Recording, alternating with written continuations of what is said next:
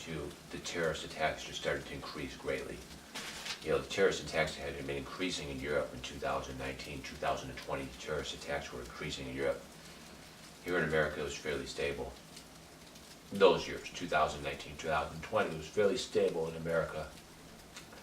But then 2020, when they started bringing in just millions and millions of people, that's when things just totally deteriorated. Everything just collapsed. And the terrorist attacks started really just escalating in 2021, 2022.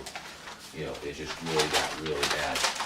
So fortunately, me and my husband, back then we were living in Ogden, Utah, and it wasn't so bad in Ogden, Utah. It was like 1 or 2 terrorist attacks. This is in the early 2020s in Salt Lake City.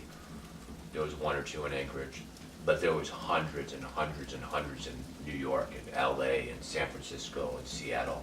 There were hundreds and hundreds of terrorist attacks in those cities. Each one of those cities had just hundreds of terrorist attacks, thousands and thousands of deaths.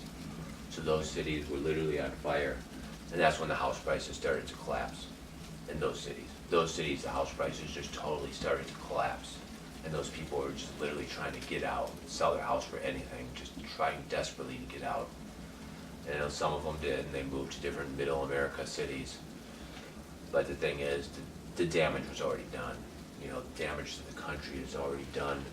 And they didn't change. They didn't change. They just kept bringing in 100 million immigrants every 10 years. The Democrat Party was in total power. They had like 90% of the Senate, the House, the presidency, the states.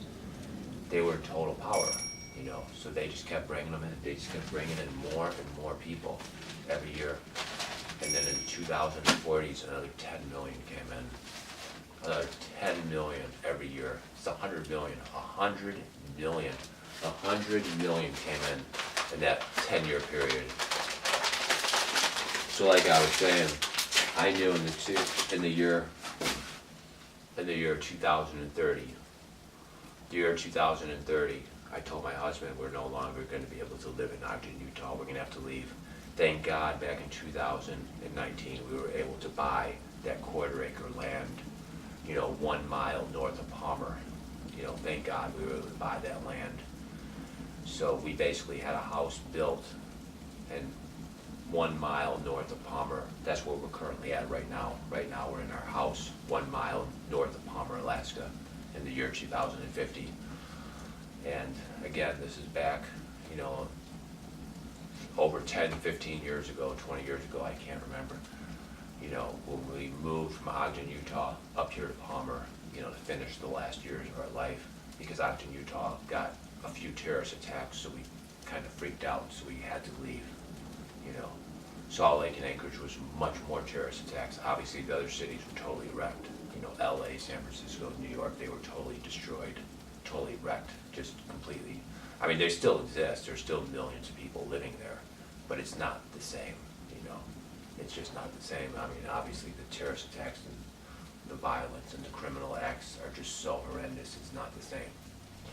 So we've been living here in Palmer, Alaska for the last like 15 years. I don't remember exactly how long it's been. It's been quite a while now. You know, we're in year 2050. We've been up here quite a while. It's like 15 or 20 years, maybe 15, 20 years, I don't remember. But we've been up here quite a while. And it's a good thing we did, you know, because it's just, the lower 48 is just wrecked. It's just totally destroyed. So I'm glad we're up here, you know, 1 mile north of Palmer, Alaska. You know, it's just sad we lost the country, you know. It's really sad, you know, we lost the country.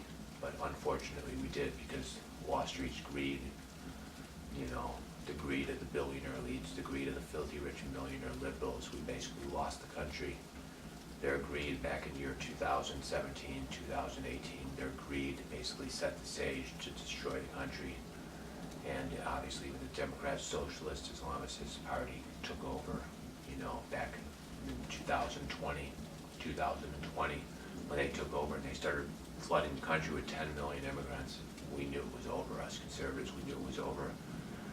And it did. You know, it just turned the country third world. The country just turned totally third world. It totally collapsed. Over the next 10, 20 years, the country just totally collapsed. Wages totally collapsed. Terrorist attacks just skyrocketed because a lot of these Islamic refugees were not brought in under any vetting process. They were just brought in, basically, under the Democrat Party system. and there were so many of them brought in, even just 1% was catastrophic.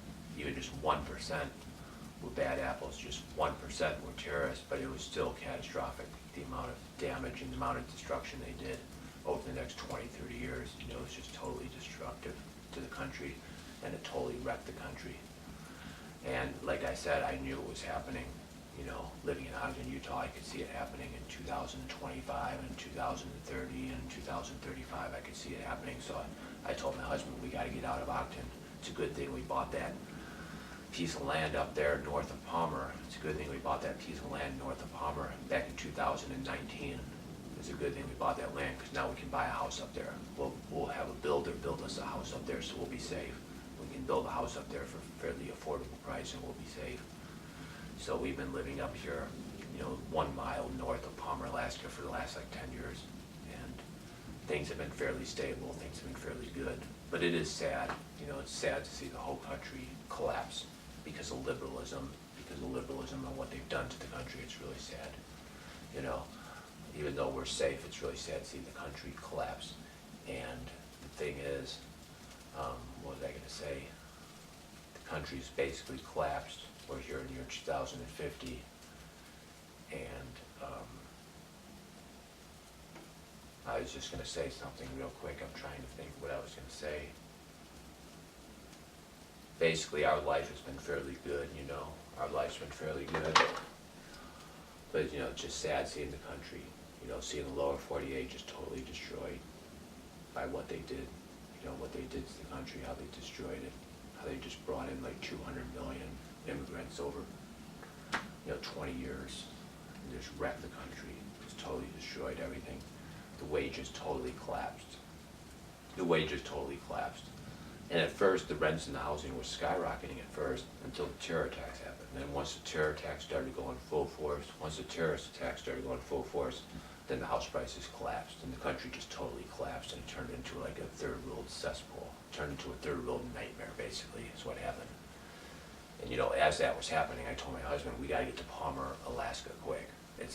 Thank God we bought that land back in 2019. I was so glad we bought that land back in 2019 to get out if we had to. So now we've been living here in Palmer, Alaska, you know, 1 mile north of Palmer, Alaska for the last year and a half, and it's been fairly good.